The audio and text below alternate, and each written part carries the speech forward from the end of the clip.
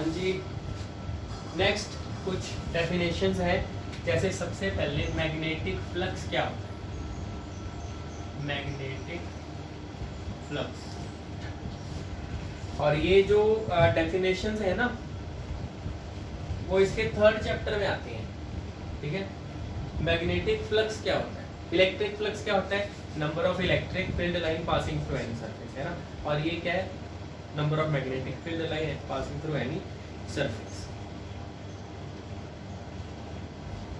Magnetic flux linked with any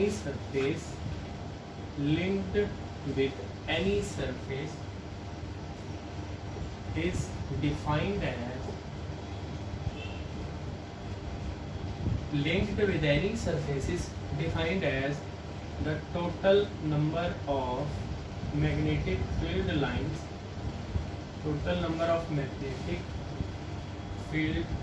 lines passing through that surface.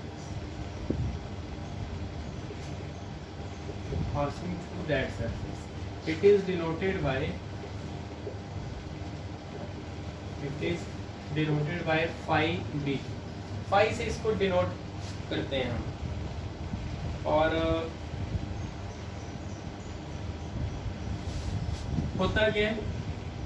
Product of magnetic field and area, इनका product है magnetic field और area, ठीक है। Actually dot product है, ठीक है। ये पता है ना क्यों? मान लो ये सरफेस है, मैग्नेटिक फील्ड ऐसे जा रही है और इसका जो एरिया है ना वो बिल्कुल मान लो ये है एरिया परपेंडिकुलर, तो मैग्नेटिक फील्ड के साथ एंगल बना रहा है थीटा। तो जब मैं ना इसको एक मिनट थोड़ा ना, चलो मैं इसी में कर देता हूँ, सिर्फ ये मिटा देता हूँ, ये थीटा, ठीक है। अगर मैं इसको रिसॉल्व करूँ, यहाँ पे क्या आएगा? बी कॉस, जहाँ पे थीटा है, जहाँ पे नहीं है वहाँ पे क्या आएगा? B sine. तो ये होता मैग्नेटिक फील्ड इनटू एरिया है। ये मान लो स्मॉल एलिमेंट का कर रहे हैं, तो जो स्मॉल एलिमेंट का क्या होगा? स्मॉल एलिमेंट का small flux, magnetic field b cos theta आएगा ये, और इसी डायरेक्शन में एरिया। मैग्नेटिक फील्ड और एरिया सेम डायरेक्शन में होने चाहिए, समझ गए ना। तो कॉस हटा के आता है डॉट प्रोडक्ट, इसीलिए ये डॉट प्रोडक्ट आता है इसमें, समझ गए ना। और छोटे का एरिया आप ds भी लिख सकते हो या dA भी लिख सकते हो, समझ गए ना। और अगर पूरे का पता करना है तो इंटीग्रेशन v डॉट ds, बेशक ds लिख लो, एरिया लिख लो। स्मॉल एलिमेंट मैंने ये ले लिया, तो स्मॉल एलिमेंट जिसका एरिया ds, बस एरिया की डायरेक्शन ये, मैग्नेटिक फील्ड ये, एरिया के साथ एंगल थीटा बना रही थी, तो यहाँ पे b cos b sin same direction वाले कंपोनेंट लेंगे, एरिया में ds है, ठीक है। मैंने यहाँ ds लिया स्मॉल एलिमेंट। करें आगे, फ्लक्स है और इसकी यूनिट क्या होती है? वेपर, WP वेपर होती है, ठीक है। और 1 वेपर किसके इक्वल होगी? देखो मैग्नेटिक फील्ड की टेस्ला, एरिया की metre square, so 1 weber is equal to 1 tesla metre square. ये होता है मैग्नेटिक फ्लक्स।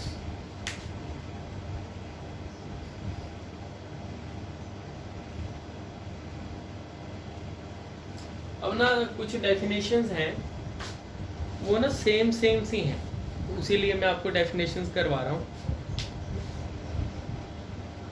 नेक्स्ट डेफिनेशन करते हैं मैग्नेटाइजेशन। मैग्नेटाइजेशन का दूसरा नाम है इंटेंसिटी ऑफ मैग्नेटाइजेशन। ये एक्चुअली किसी सब्सटेंस की होती है, ठीक है। हमने किसी सब्सटेंस को मैग्नेटिक फील्ड में रख दिया, उस सब्सटेंस की कितनी एबिलिटी है अपने आप को मैग्नेटाइज करवाने की, ठीक है। क्योंकि कुछ का नेचर ऐसा है कि अच्छा मैग्नेट बन सकता है, कुछ का नेचर ऐसा है वो अच्छा मैग्नेट नहीं बन सकता, ठीक है ना।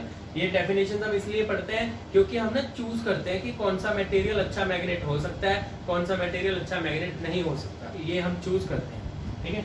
तो जो मैग्नेटाइजेशन है वो एक सब्सटेंस की होती है कि कितने डिग्री तक कोई सब्सटेंस अपने आप को मैग्नेटाइज करा सकता है, ठीक है। द डिग्री और एक्सटेंट, द डिग्री और extent to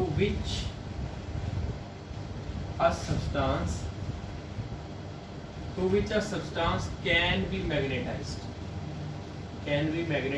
when placed in magnetizing field, when placed in magnetizing या मैग्नेटिक फील्ड। जब मैग्नेटिक फील्ड में रखा तो कितने डिग्री तक कोई सब्सटेंस अपने आप को मैग्नेटाइज करवा सकता है, इज कॉल्ड मैग्नेटाइजेशन, या फिर intensity of magnetization, intensity of magnetization. और ये मैंने आपको बताया इसका फिजिकल मीनिंग, ये एक्चुअल में क्या है, ठीक है। और मैथमेटिकली ये क्या होती है, इसको m से डिनोट करते हैं, ये भी लिख लेना, it is denoted by m। और mathematically it is the ratio of magnetic dipole moment, ratio of magnetic dipole moment to volume of substance. ये मैथमेटिकल मीनिंग है इसका। ये था फिजिकल मीनिंग, ऊपर ये मैथमेटिकल। मैथमेटिकली रेशियो किसकी है, magnetic dipole moment to volume. ये है डाइपोल मोमेंट क्या होता है, Q इंटू 12, बताया था ना आपको, Q इंटू 12। वॉल्यूम कैसे निकालते हैं,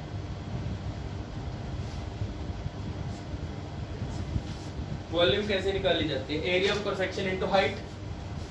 area of cross section, A height कितनी आएगी, लेंथ, ये भी तो लेंथ है, हाइट में यही आएगी लेंथ, लेंथ से लेंथ कैंसिल, तो जो मैग्नेटाइजेशन है वो कितनी आ गई, Qm बाय A। ये बनता है, चाहे ये कह सकते हैं डाइपोल मोमेंट अपॉन वॉल्यूम किसी सब्सटेंस का, ठीक है ना। तो उससे पता लग जाता है कि कितने एक्सटेंट तक कोई सब्सटेंस अपने आप को मैग्नेटाइज करवा सकता है। तो सब्सटेंस की जो एबिलिटी है उसको बोलते हैं मैग्नेटाइजेशन। तो नेक्स्ट आपको करवाता हूँ,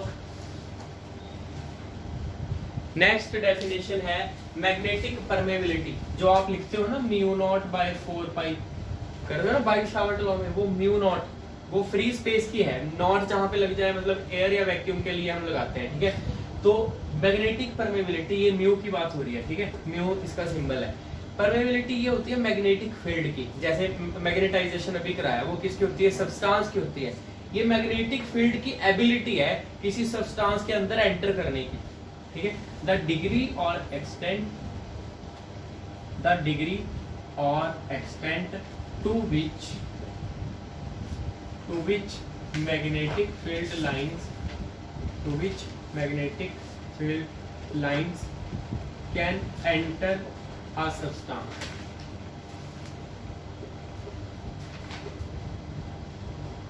is called magnetic permeability.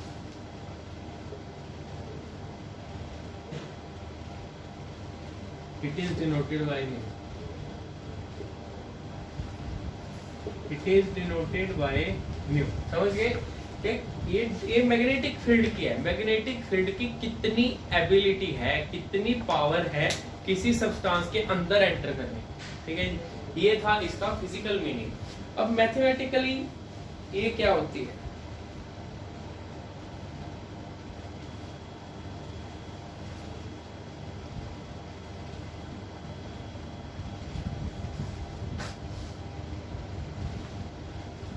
देखो मैथमेटिकली करते हैं। Mathematically it is the ratio of, it is the ratio of strength of magnetic field, ratio of strength of magnetic field, जिसको B से लिखते हैं, to the magnetic intensity. Magnetic intensity ये नई चीज है, मैं बाद में आपको करवाऊंगा, H से इसको लिखते हैं, इसके बाद आपको कराऊंगा, ठीक है। मैग्नेटिक इंटेंसिटी ये B की और H की रेशियो होती है, ऐसे ये है मैग्नेटिक परमेबिलिटी, ठीक है। बस देखो नेक्स्ट है रिलेटिव परमेबिलिटी, म्यू आर से लिखते हैं।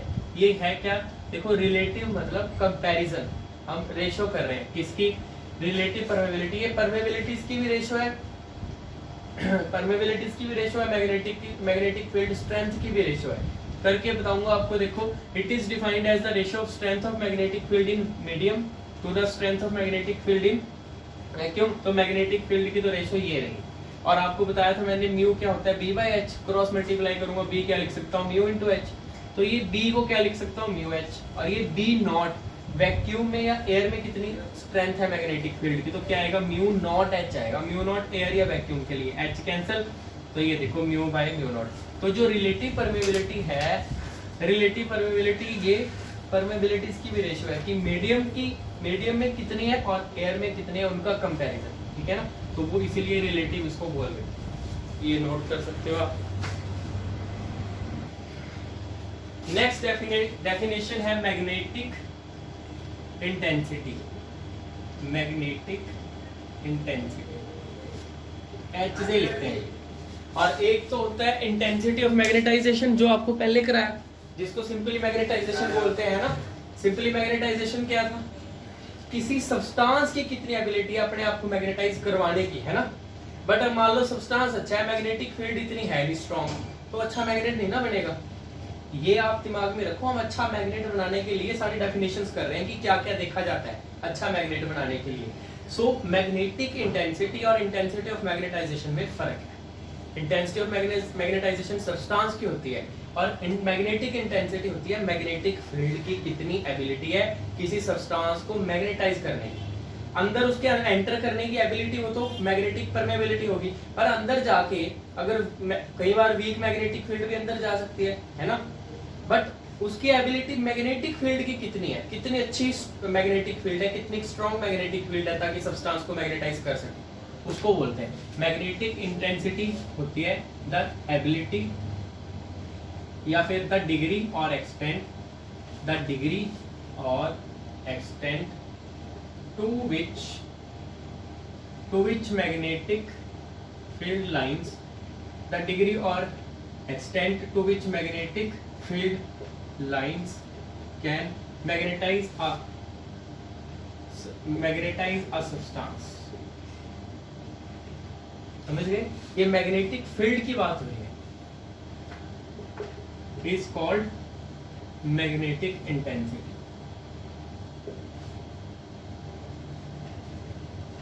और मैथमेटिकली ये क्या होगी, रेशो होगी। जैसे मैंने अभी आपको बताया था ना, म्यू क्या होता है b बाई एच, एच को ले गए ऊपर, एच क्या होगा b बाई म्यू, ठीक है, एच b और म्यू की रेशो होगी।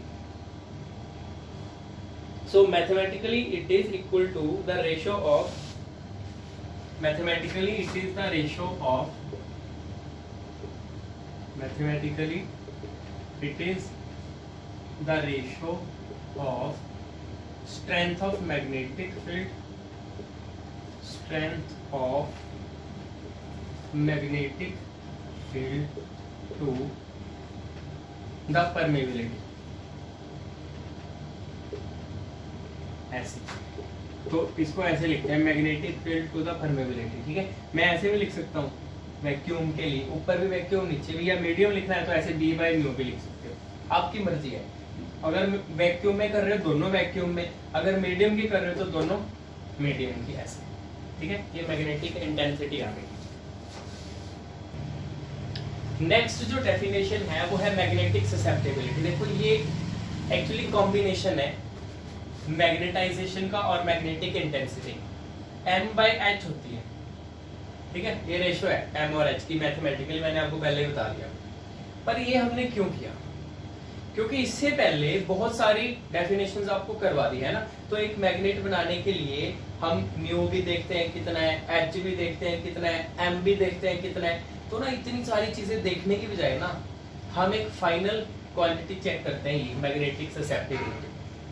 मैग्नेटिक ससेप्टिबिलिटी जिसकी जितनी ज्यादा होगी वो अच्छा मैग्नेट बनेगा, ठीक है, उतना अच्छा मैग्नेट बन जाएगा ही। तो मैग्नेटिक ससेप्टिबिलिटी एक ऐसी प्रॉपर्टी है सब्सटेंस की जो हमें बताती है वो अच्छा मैग्नेट बनेगा या नहीं, अगर उसको मैग्नेटिक फील्ड में रखते हैं।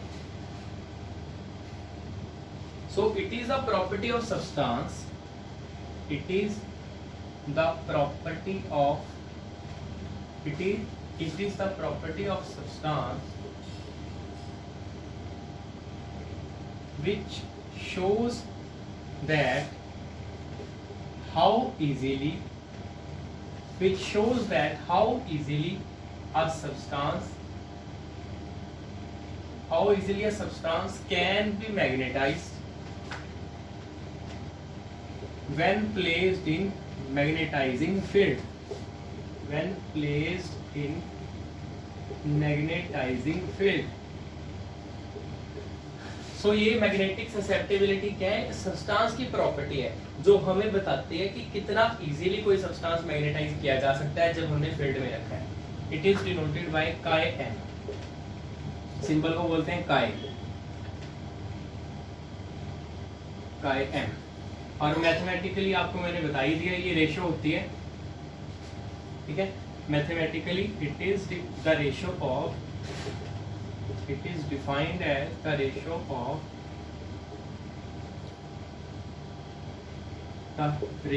of magnetization M to the intensity to the magnetic intensity H.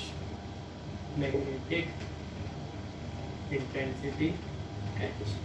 That's chi M is equal to M by H. ये है मैग्नेटिक ससेप्टिबिलिटी सबसे फाइनल होती है. हम इसको देखते हैं. नेक्स्ट जो टॉपिक है वो है relation between magnetic permeability mu and magnetic susceptibility chi m. इनमें रिलेशन करना है हमने.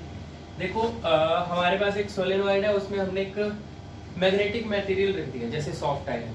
उसमें अगर करंट पास करवाएंगे तो ये जो सॉफ्ट आयरन है, जो मैग्नेटिक मटेरियल है, उसमें मैग्नेटिक प्रॉपर्टीज आ जाती हैं. ठीक है, अब अगर मैं टोटल मैग्नेटिक फील्ड लिखना चाहूँ वो क्या लिखूंगा? एक तो एयर में यहाँ पे खाली जगह में कितनी फील्ड है और ये मटेरियल में कितनी फील्ड है. ठीक है, इसके बाद हम ये फॉर्मूला इसमें यूज करेंगे. म्यू क्या होता है? बी बाय एच होता है. तो म्यू नॉट को मैं क्या लिखूंगा? B naught by h. And mu naught को मैं एक और लिख सकता हूँ. देखो ये एयर के लिए मैंने यूज किया, अगर मैं मटेरियल के लिए यूज करूँ तो इंटेंसिटी मटेरियल की आएगी. ठीक है, क्योंकि जो H है वो तो मैग्नेटिक फील्ड की है. ये तो आप लगा सकते हो, एयर में भी यूज कर सकते हो. पर अगर मैंने ऊपर भी मटेरियल की मैग्नेटिक फील्ड यूज की तो इंटेंसिटी मटेरियल की आएगी. मटेरियल की कितनी इंटेंसिटी अपने आप को मैग्नेटाइज करने की, तो M यूज होगा. तो यहाँ पे अगर मैं क्रॉस मल्टीप्लाई करूँ V नॉट की वैल्यू म्यू नॉट H, यहाँ पे अगर क्रॉस मल्टीप्लाई करूँ मैं B M की वैल्यू मटेरियल की म्यू नॉट M, यही आएगा. तो ये दोनों वैल्यूज यहाँ पुट कर दो. ये मेरे पास आ गया mu naught H mu naught M. इससे म्यू नॉट कॉमन कितना आ गया? H plus M. डन. ये म्यू नॉट में म्यू नॉट ऐसे ही. इसके बाद H भी कॉमन ले लिया. यहाँ पे क्या बचा? 1 M by H. M by H क्या होता है? Magnetic susceptibility. यही तो आपको बताया, ससेप्टिबिलिटी होती है मैग्नेटाइजेशन बाय मैग्नेटिक इंटेंसिटी. ये आ गया. तब इसको ले गए हम नीचे. ठीक है, सिर्फ H को नीचे ले गए, सिर्फ H को. B बाई H, ये म्यू नॉट 1 प्लस ये ससेप्टिबिलिटी आ गई. B बाई H क्या होता है? Mu is equal to mu naught 1 plus this mu naught भी नीचे. अब म्यू और म्यू नॉट की रेशियो को क्या बोलते हैं? Relative permeability. So relative permeability is equal to 1 plus chi m, 1 plus susceptibility. ये रिलेशन होता है, आप नोट कर सकते हो.